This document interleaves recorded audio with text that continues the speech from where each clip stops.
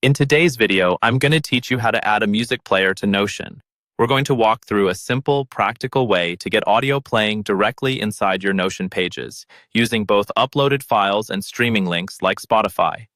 By the end, you'll be able to build a page that looks and feels like a focused listening or study hub.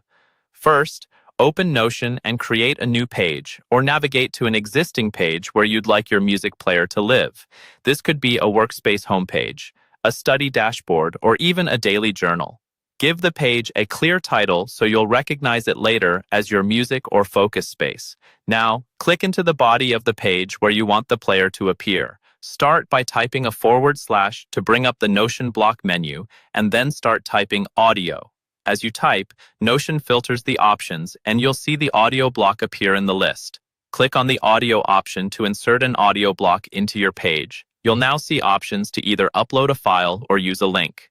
Let's begin with uploading. Click on Choose a File, then select an audio file from your computer. This might be a soundtrack, a podcast episode, or any MP3 you have the rights to use.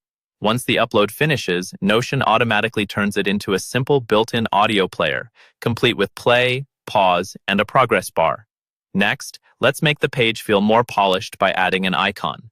At the top of your Notion page, click on Add Icon.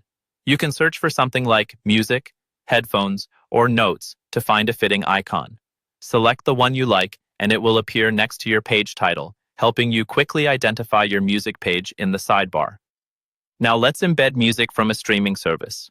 Again, click into the page and type a /, then start typing audio and pick the audio block. This time, choose the option to add a link. In another tab, open your music service of choice, such as the Spotify web player.